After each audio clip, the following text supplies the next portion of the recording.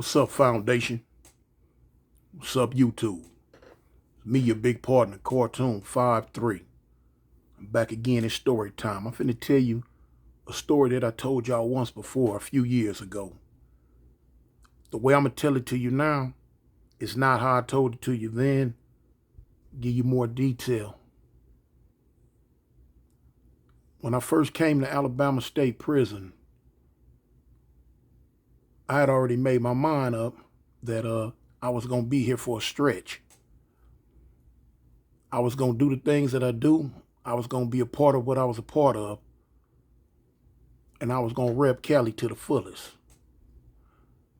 After about my first year and a half in Alabama prison, I got into it in the maximum security prison that I was in and end up getting sent to the hole.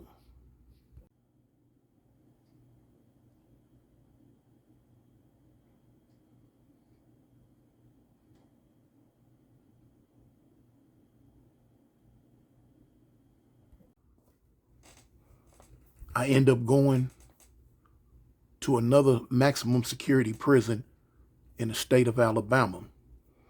In this prison is where they held the death row inmates.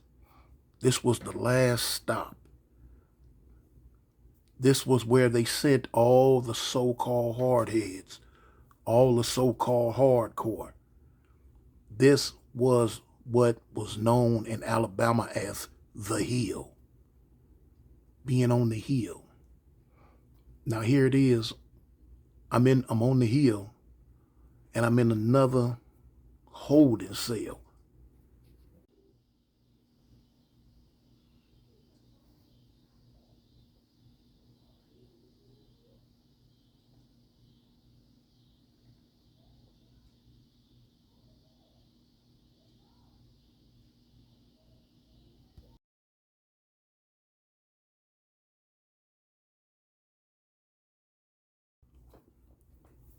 I didn't know how long I was going to be in this holding cell, nor did I really care.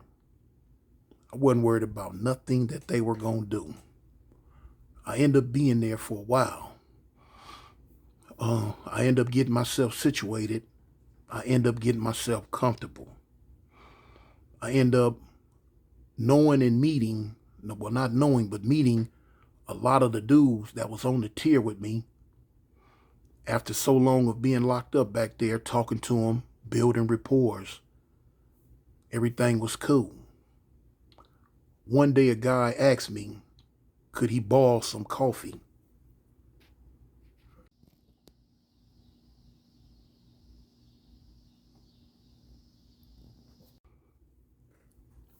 I sent him the coffee. He said when store day come, he would pay me back double. That's how the currency ran. When store day came, he paid me. It wasn't a problem. A couple of weeks it went by, and he wanted to borrow again. Since I'd already done business with him, I didn't have a problem with doing business with him again because he stood on business the first trip. But that was the bait game. On the second go round, he asked me could he borrow coffee again, a large number of bags. I had no problem with it. I sent it to him. Store day came. He was supposed to pay it back. I wasn't in the habit of sweating anyone for money when they owed it to me. I would give them a certain grace period. Let them know I'm not sweating you. They gave us our commissary early that morning. By the time dinner came, he had not paid me back. I'd begun to be concerned over what was going on. I end up hollering over the tier and asking them, say, when you gonna send that back? His return was basically, I don't have anything for you. I'm not sending anything back. Right then and there, I knew he was coming with the beat gang. I didn't know this cat. Had never been in population with him. Had never did time with him. Remember, when I came from the other prison, I came to this prison and went directly to lockup. I'm not the type to hoop and holler about that. If a person beats you behind the door, what can you do but bide your time and wait till it's your turn to deal with him? I gave this guy an ultimatum. I tried to give him a way out. He didn't know me. He didn't know my background. So he didn't know what he was facing. He was cut from the same cutthroat cloth the majority of people that I was doing time with at this time was cut from. Cutthroat, shiesty, untrustworthy. This was a sickness that the Alabama prison system would let seep off into you because so many people was like that, to the point to where at one time I even became victim to that same sickness of being cutthroat and scandalous. It's another story. Some months went by and they finally called me for release to population. When I went to population, I went to a block that they sent most of the people that was coming out of lockup to.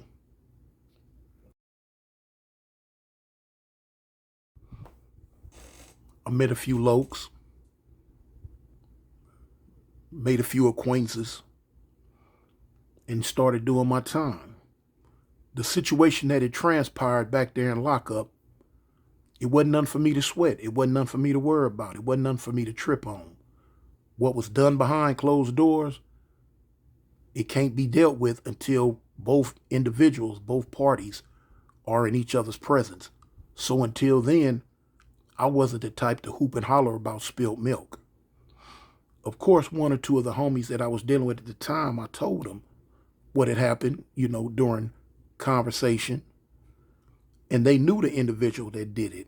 And they informed me that this individual was a gay dude that pulled stunts, that played games, and did those type of things. I told him I wasn't worried about it, cuz I'm going to deal with it when I see it. They was like, that's what's up. Time went on, time went on, time went on. I got acclimated with the place, started doing what I do best. I like to play poker. I started playing poker, doing my thing. One day, a guy came to me, tall, thin. When he first approached me, I knew he was gay.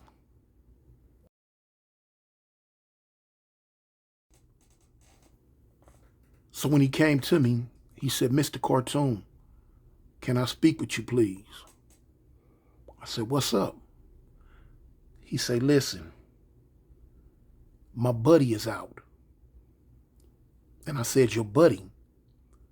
That was when I found out that in the Alabama prison system, when you have two gay individuals that are both playing the female role, when they go together, they call them buddies. So he explained that to me, and I said, "Who is your buddy?" And he said, "Funny Face."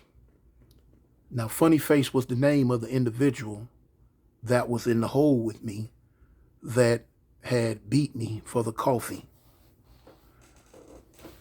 Funny Face was from a city called Montgomery in the state of Alabama. Funny Face at one time was a blood, but they had stripped him of that because he became a girl. So now, the person that was speaking to me at this time was explaining to me that his buddy, which was Funny Face, had got out of lockup and had explained to him that he had a problem with me, that we had an issue. And we did have an issue. And I looked at the gay guy that was in front of me. His name was Phyllis. And I looked at Phyllis and I said, no, he can't come over here, period. If he do, I'm going to end him. And when I said I was going to end him, y'all know what I was saying. He pleaded and begged and cried about it. Please, please, please. I was like, no. Then I said, I tell you what. If he pays me back this, this, and this, I'll lift the ban on him. So Phyllis had proceeded to tell me that he was going to get my money. As time went on, Phyllis never got my money. I contemplated getting my knives and going over to the block that Funny Face was in and ended him for even playing with me like that, for even attempting to pull a stunt on me like that. You can't know where I'm from. You can't know who I am. You can't realize what I'm going to do to you or what I will do to you, boy. Then my better half, my better judgment, which is my mind, said, you know what, Tone? You don't have to hurt him like that. Just beat him. So I decided that's what I was going to do. Because before then, I had went and acquired the weaponry that I wanted to use on him.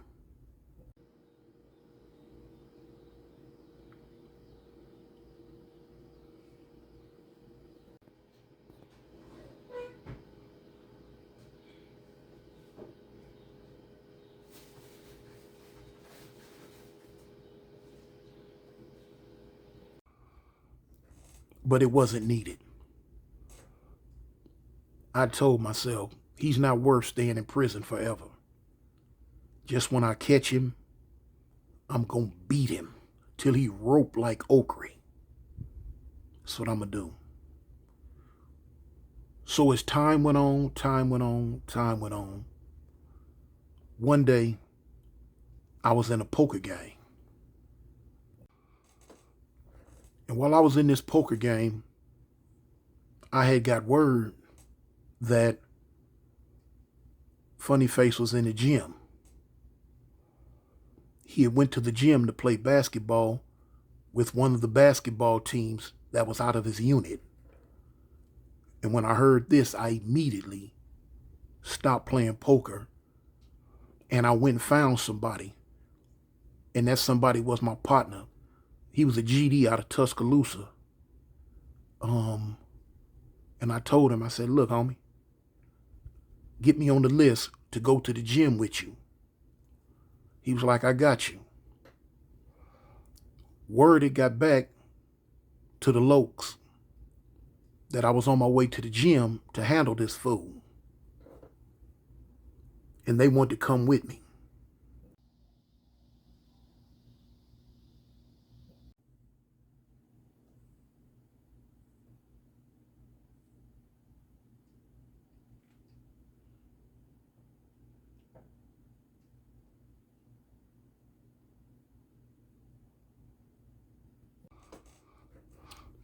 So when they wanted to come with me, I was like, no, cuz, I don't need no help on this one, homie.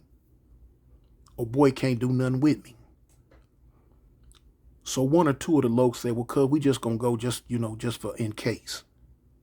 I'm like, cool, cuz. I say, but now understand this. I kill my own snakes, homie. I take care of my own problems. However it go, don't get in it. You know what I'm saying? Long as it's just me and him, stay out of it. Somebody else get in it, cuz y'all know what to do. They was like, you right, cuz, we got you. Let's ride. When they called for the gym call for the basketball team, my partner out of Tuscaloosa, Alabama, GD, named Rod Def, he had got me on the list and got me to the gym. When I came to the gym, I seen my target. Gym was raggedy, but it was the gym that they provided us with. I had seen my target, and I immediately attacked.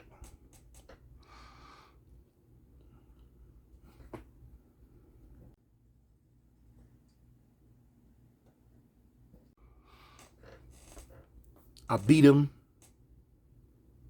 and I beat him, and I beat him. It was another little guy in the gym. I forget his name, but I never forget him putting his hand on my shoulder and telling me, "Toon, stop. You gon' kill him. Stop. You ain't gotta beat him no more." I said, "You're right." I got up. I proceeded to leave the gym. The other two lokes, they end up leaving with me. I got back to the block. About 2 days went by. After 2 days went by, I was approached by the gay guy, Phyllis, and he had asked me, "Is it okay for Funny Face to come to the block now? You, after what you did to him and how you treated him, is the debt paid, or are you still tripping? What's going on?" And I told him, I said, "You know what? He can come over and see you now." I say, "The debt is paid. I beat it out his ASS." I said, "But now he better not never, ever, ever try me like that in prison again. Never. Never." He said, "Okay." He ended up walking away. A couple of days went by, and what tripped me out is I end up going across the hall to a guy's cell to get a pack of cigarettes off his bed. When I got to the cell and opened the door, lo and behold, who did I see?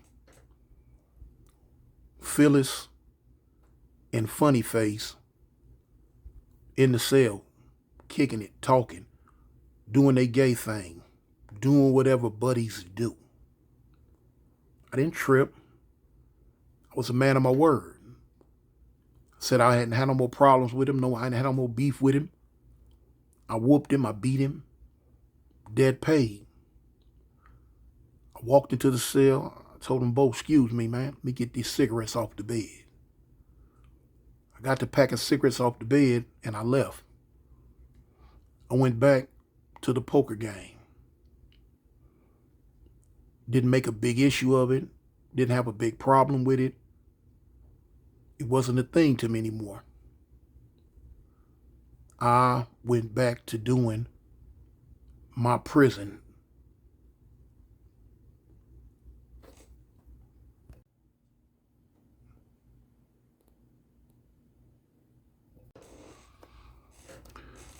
Yeah, I went back to doing my prison. Never had a problem again out of neither one of them.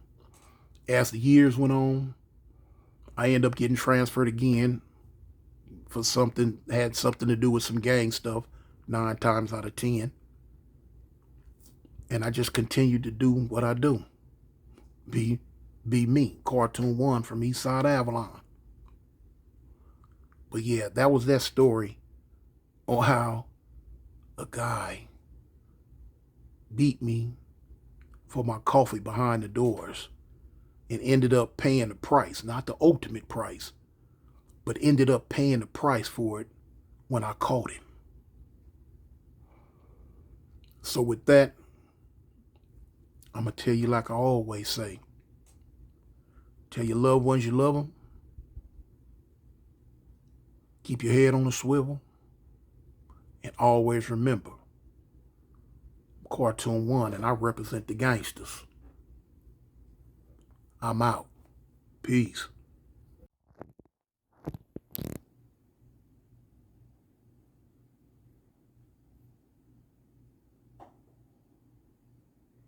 Gangsta boogie, gangsta boogie, gangsta boogie, gangsta boogie. Ain't nobody gangsta boogie. 4, 2, 1, man. 4, 2, 1, man.